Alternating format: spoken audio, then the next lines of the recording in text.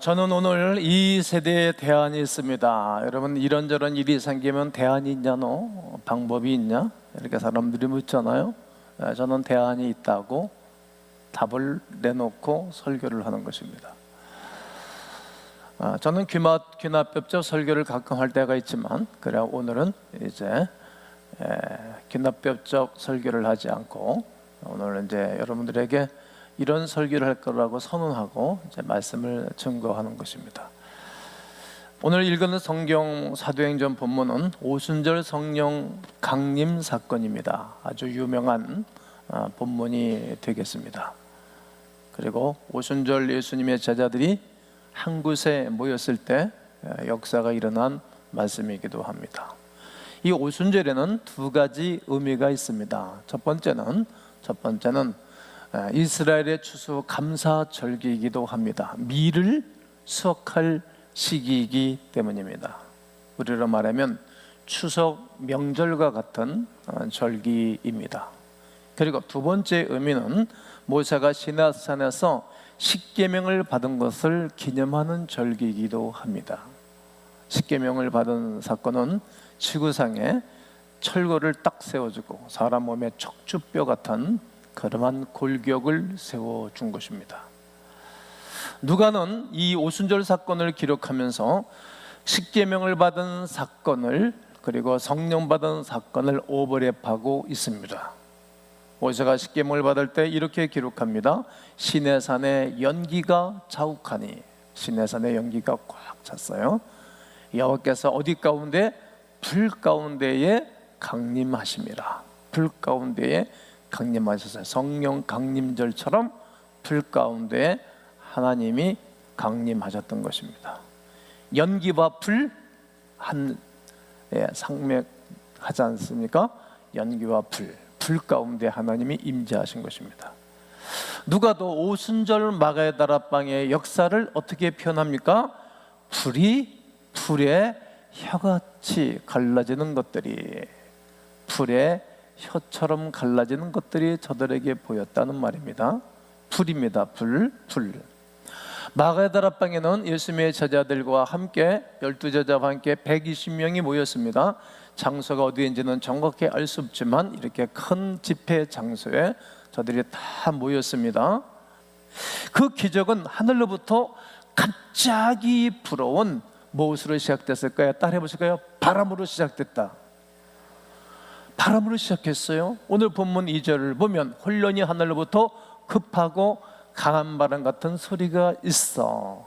성경은 이것을 바람이라고 퓨누마 이렇게 정리하게 됩니다. 예수님도 니고데모에게 성령의 역사를 설명하고 말씀하실 때에 예수께서 대답하시되 진실로 진실로 너에게 이르노니 사람이 물과 성령으로 거듭나지 아니하면 하나님 나라에 들어갈 수 없다. 하나님 나라를 말을 합니다. 그리고 그 다음에 바람이 임의로 불매, 바람이 임의로 부는 거예요. 하나님 불게 하는 거예요. 불게. 어디서 오며 어디로 가는지 알지 못하나니 성령으로 난 사람도 그러하니라. 할렐루야. 성령으로 난 사람도 어느 때 자기가 구원받는 줄을 모르도록 이게 임재가 있는 거예요. 2011년 미덜 며칠 내가 구원받은 확신이 있는 사람들은 있잖아요.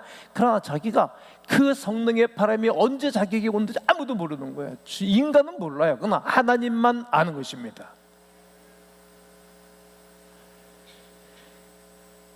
그리고 바람이 임의로 불매 성령으로 난 사람도 그러하다. 성령으로 난 사람도. 이 바람의 특성은 자유라는 거예요. 자유. 여러분 누구든지 자유를 갈망하고 자유를 원합니다.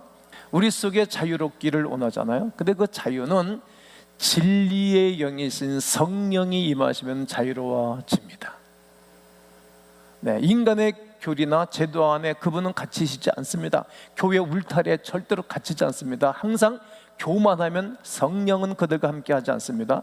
늘 장자교단이라고 폼잡고 다른 사람 우습게 여기잖아요. 거기서 주님이 함께 거하지 않습니다. 겸손하고 교만한 이들에게 하나님이 함께 해주십니다. 때문에 성령에 충만한 사람의 가장 큰 특징도 자유함입니다. 자유가 되는 거예요. 할 말 다 하고 사는 거예요. 믿음의 말을 말이죠.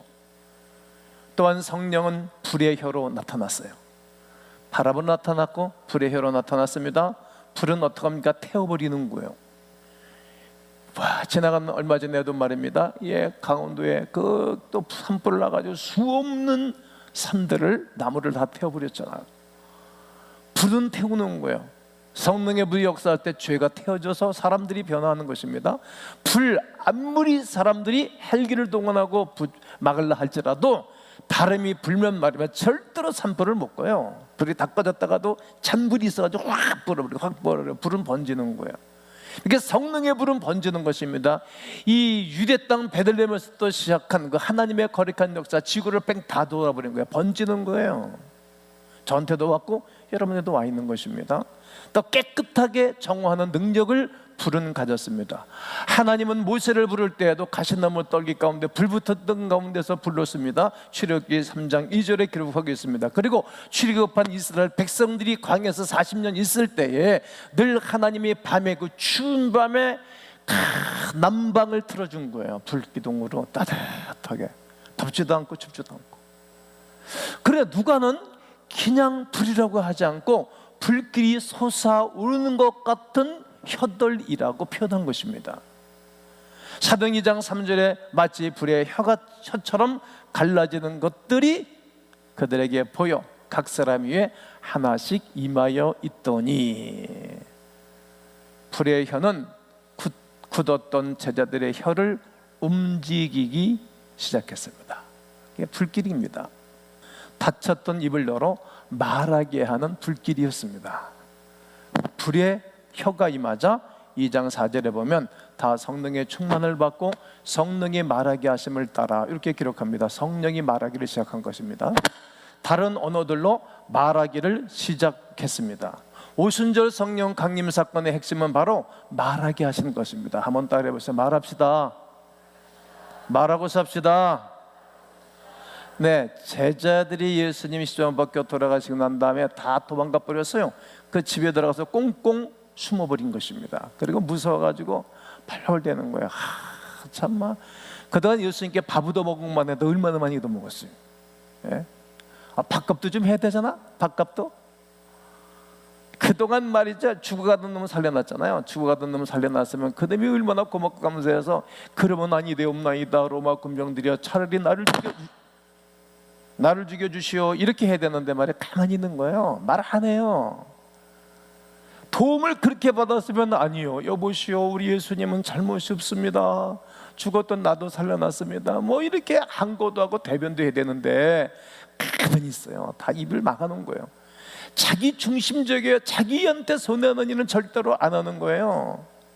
그러나 그들이 하늘로부터 성령의 불의 혀같이 갈라진 것들이 보이고 성령의 불을 받고 바람 같은 성령이 임재하고 난 다음에는 그들이 어떤 일이 벌어졌습니까? 말하는 거예요. 말하는 거예요. 막 증거하기 시작하는 것입니다. 성령의 말하게 하심을 따라 각각 다른 언어들로 하나님이 행하시는 위대한 일을 담대히 말하기 시작했다는 점입니다.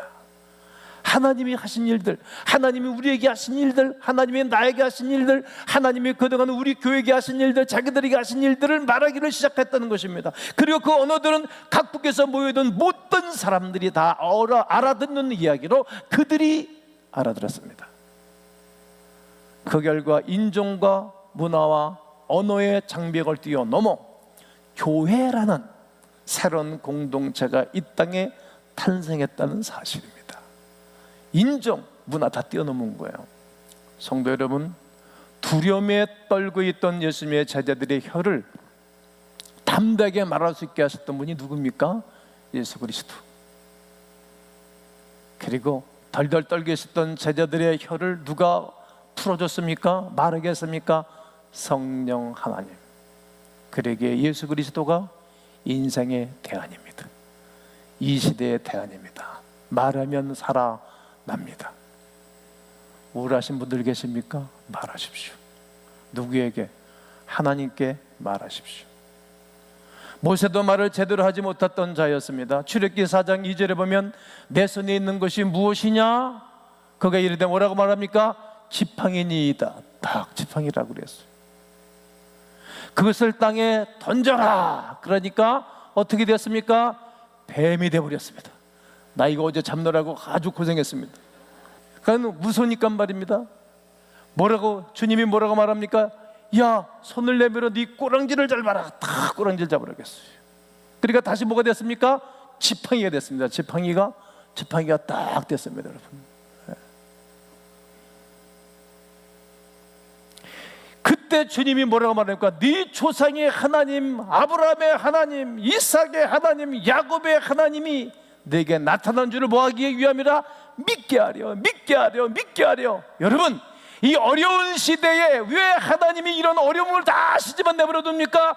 하나님을 믿게 하기 위함입니다. 아멘이시지요? 오병이의 기적을 일으키고 난 다음에도, 혼인 잔치집에서 기적을 베풀고 난 다음에도 예수를 믿으니라, 예수를 믿으니라, 예수를 믿으라, 예수를 믿으니라고 이렇게 결론을 짓고 있습니다. 출애굽기 4장 12절에 이제 가라 그래요. 따라서 이제 가라. 내가 네 입과 함께 있어서 내 입과 함께 있다는 거, 입 할 말을 가르칠 것이라 하는 말입니다. 여러분, 하나님이 내 입에 함께하면 권위 있는 것 아니겠습니까? 말이 얼마나 중요한지 모릅니다. 말례로, 말 잘함으로 복록을 누리고 말 잘못돼서 저주를 받는 것입니다. 예수를 믿는 것도 입으로, 마음으로 믿어 입으로 신하여 구원을 받는 거지만 말로 고백하지 않으면 안 됩니다.